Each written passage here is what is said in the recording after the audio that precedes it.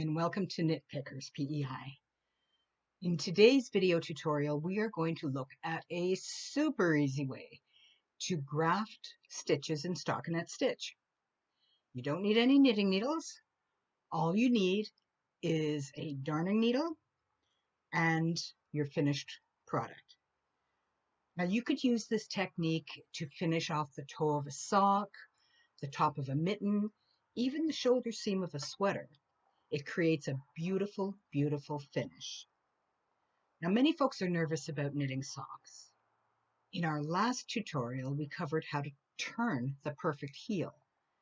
And today, we're going to cover how to graft the toe. And with those two techniques, you have all the skills you need to be able to knit a pair of socks. So, shall we get started? So what I have done is once I knit the length of the foot that I wanted to achieve on my little anklet sock, I cast off provisionally. And what that means is I knit 4 or 5 more rows in a strongly contrasting color. You want that color to be a distinctly different color from the color you're working with so that you can clearly see your stitches. Now, I did promise you no knitting needles, so here we go. Let's get rid of these knitting needles right here.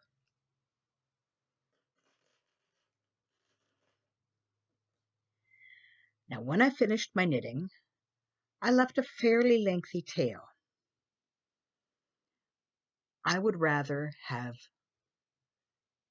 too much yarn left over after I've finished grafting than not enough yarn. So all I need to do to graft is a darning needle or a bodkin. Now, a darning needle has a bit of a blunt end, so you're not going to split your wool when you're knitting or you're grafting. And the eye of the needle is large enough that you can easily slide your knitting yarn through. So here we go. Now, my yarn is to the outside or to the right side of my sock. The right side, you see your knitting stitches, and on the inside or the wrong side, you're seeing your purl stitches. Now, it's easiest to do this type of grafting if you're working on your purl stitches. So what we're going to do is we're going to take our working yarn here, and you can see where that yarn finishes. I'm just going to slide it through the opening and bring it into the wrong side, just like that.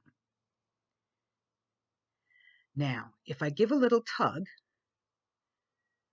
you can see here that this is the last stitch that was knit. So I am going to call this side the top side, and this side the bottom side, which is my heel side. So I'm going to cross over from the bottom side over to the top side, and I'm going to come up on that first stitch.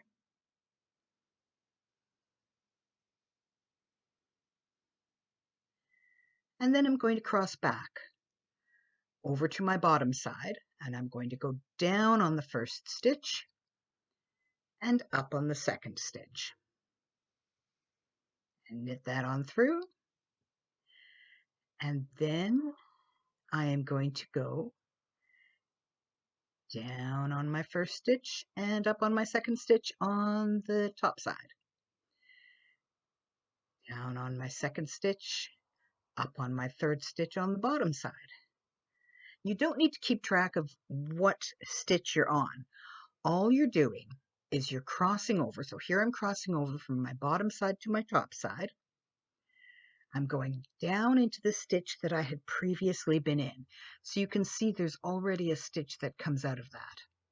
So I'm going to go down into that stitch, and I'm going to go up into the brand new stitch with no other thread through it. Then I'm going to cross over. I'm going to go down into the stitch on the bottom side that already has a stitch going through it. So down into that stitch and up into a brand new stitch. And I'm just going to keep going back and forth. So down and up.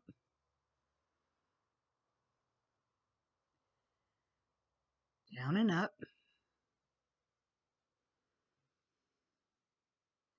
Cross over, down and up.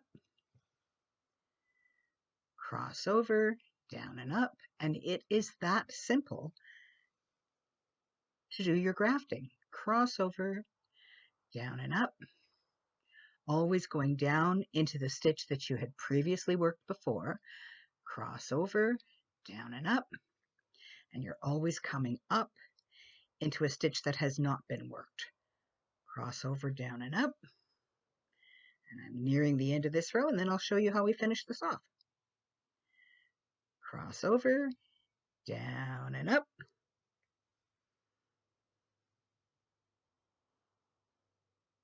And this type of a stitch can work on the toe of a sock, as we're doing here. It can work on the ends of your mittens, on the fingertip end of your mittens. It could even work on a shoulder seam. It's a beautiful, clean finish.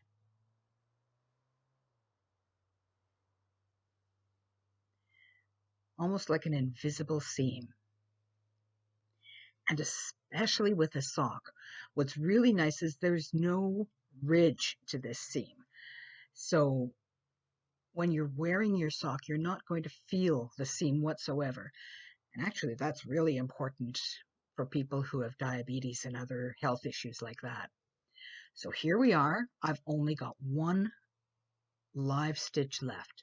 So I'm crossing over, down into my previous stitch, and up into that last live stitch. And I have now finished grafting the toe of my sock. So what I'm going to do, this is the fun part, I'm just going to unravel my provisional cast off yarn. Here we go. You want to make sure that you've picked up all of your stitches, because if you didn't grab all of your stitches, when you open it up, it could start to unravel. But if I slide my hand right in there, you can see how perfectly smooth and even that finish is. And I'll even turn it inside out for you so that you can see the inside, and there's no visible seam. So your toes aren't going to rub against anything on the inside. Now all I would do is take the tail of my yarn and weave it in. Then I take my finished sock, or pair of socks I suppose, and wash it and block it. And then they're ready to wear. In the next video, we're going to look at the traditional form of grafting, and that is keeping your stitches on 2 needles and grafting it off that way, and that's called the Kitchener stitch. So we'll look at that as well. And the Kitchener stitch is useful if you've got a long seam that you want to graft and you don't want to be bothered knitting 4 or 5 extra rows of work.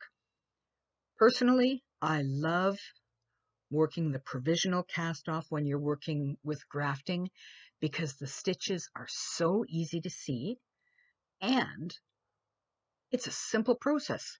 It's down and up on one side, down and up on the other.